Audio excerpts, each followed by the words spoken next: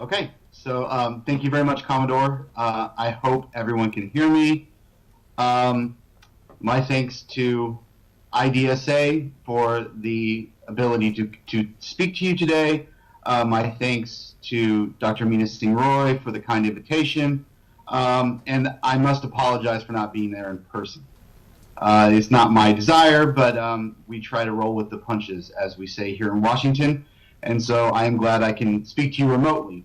I've been given the task of talking about U.S. policy in the Middle East. That's a very, very, very easy thing to do. I don't know how I could do it in 3 hours, let alone trying to do it in 10 minutes. So what I'm going to do, instead of trying to explain everything, is to give you some ideas that are at the centerpiece of the American debate about the strategic importance of the Middle East. And Commodore, let me start off by trying to answer your question. Do I think that General Mattis will return home and have the same job? Yes, but that's my bet. The media has its own game that it plays inside of Washington, and so there's a ton of speculation about all things at all times. So I can't predict one way or the other. But for Jeff Payne at the NESA Center, I think he will be. I've known General Mattis since he was the CENTCOM commander. He is one of the deepest strategic thinkers in the United States military in recent memory. So, and he's very popular, especially in the Marine Corps and throughout the military itself. So I don't know if that answers it in the way that you want to, but if my 2 cents, that's what it is. So what are some things I want to talk about today? First, the conflicts in the Middle East. They are a driving factor for how the United States debates what's going on in the Middle East. So we're talking about Yemen, we're talking about Syria, and we're talking also about the legacies of Daesh operations in Iraq. How will these conflicts, as they wrap up or continue, will impact the wider regional security dynamics? Could these conflicts be a flashpoint for a larger region-wide competition, if not outright conflict? What will be the economic burden that the region has to take on for the years, if not decades, to come as a result of these conflicts themselves?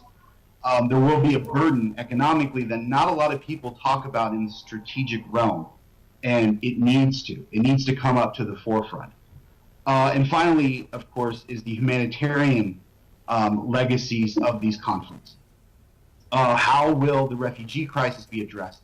How will issues of cross-border security, of returning people to their home country, is that even possible? This is all a potential complicating factor legally, but for the security realm, it can lead to all sorts of things that none of us want to see. Turn to a second point. That would be the continued impact of violent extremist organizations in the Middle East. The United States has been focused on these organizations for almost 20 years now, especially since the 9/11 attacks. In Washington, there was a premature belief that Daesh had been defeated. Obviously, this is an incorrect opinion. Daesh will continue. We've seen it adapt. We've seen it emerge potentially in other locations. We've seen the issue of returning fighters come up in greater degree throughout the wider Middle East. So how will the United States deal with a Daesh that is still very, very lethal, but not the same type of threat it represented 3 or 4 years ago? Next will be the other violent extremist organizations that have taken on a more trans-regional approach, spreading into North Africa, trying to get a foothold into Southeast Asia, making moves inside South Asia itself, particularly related to Afghanistan.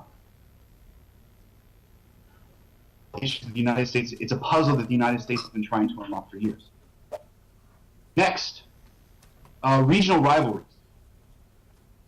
There is a concern or debate in Washington about how proxy battles will play out. Will they escalate in scale? Will they adapt and modify and potentially destabilize, if not reshape, the region itself. And that gets to another issue when it comes to regional rivalries, and that is the economic competition between the states. Obviously, the instability in the GCC right now sees this plays out in the most kind of overt way, but there are serious questions about the economic stability of Jordan and other states in the Levant. But I'm here really to talk about maritime concerns. In my opinion, it's an overlooked strategic component of the Middle East that not too many people are thinking about. And some of the issues that come up is, obviously, the Middle East represents a major sea line of communication, a transit point for European goods going to South Asia and East Asia and the other direction as well. It's a source of a lot of resource-poor countries to get their supplies of natural resource wealth, whether that be petroleum, natural gas, copper, iron ore, you name it. This is something that maintains regional economic stability as well as global economic pricing. So that can't be, that is a maritime tide issue. Next is the concept of maritime criminality. So this uncovers everything from acts of piracy to smuggling to narco trafficking, and how the United States and the international community at large is doing things to address that on the maritime domain. Next is the issue of overcrowding waters in this region. The Red Sea has become an area where there's a lot of navies now patrolling. There's a lot of navies involved in that area. The Gulf itself is becoming much more complicated in terms of the number of navies that are operating.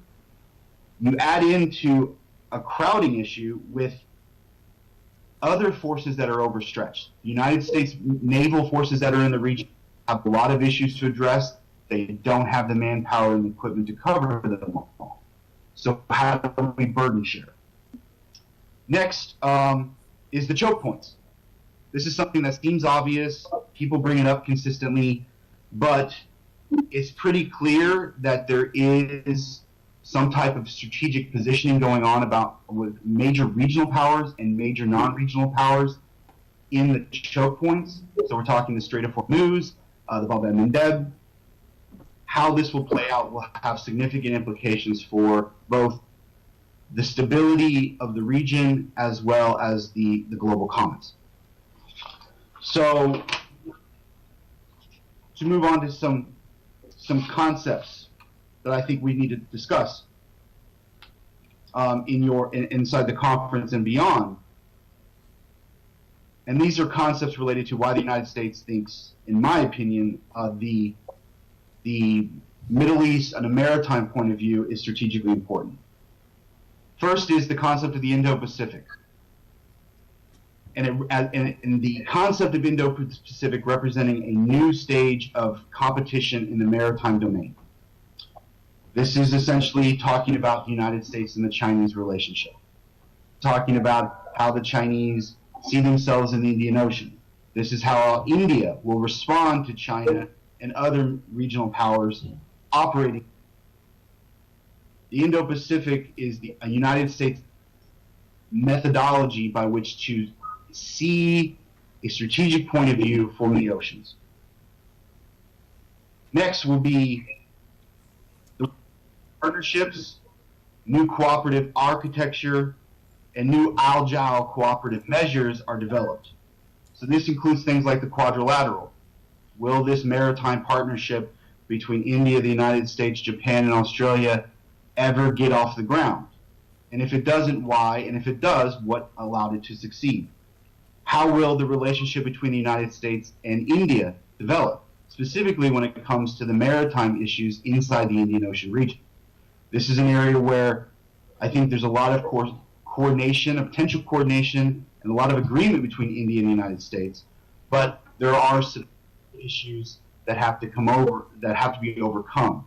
Interoperability, capacity building measures, just building the familiarity between the naval units themselves. And then also how Middle Eastern partners and allies of the United States will help with the burden sharing in the Middle East itself.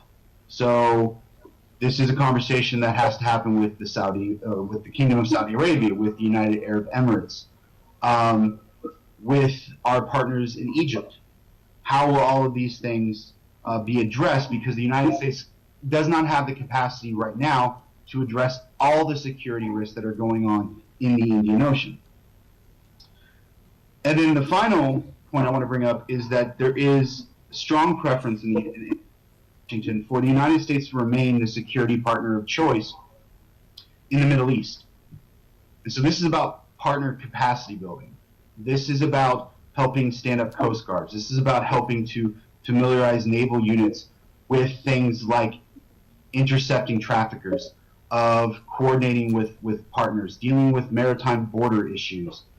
All of these things will come up because when it comes to the United States point of view, if there is, according to the National Defense Strategy, an increasing amount of competition between the United States, Russia, and China, the United States is not going to compete in the same way with China on an economic level.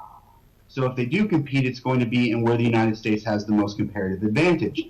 And in tradition, and if you look over the kind of track record in the Middle East, that is essentially in security, military, and strategic affairs. Everything from professional military education to joint operations to joint training. And so with that, I'm going to wrap up. Hopefully I didn't take too much time so my other colleagues who are actually physically there can present, and I welcome any questions. Thank you very much. Thank you, Jeff.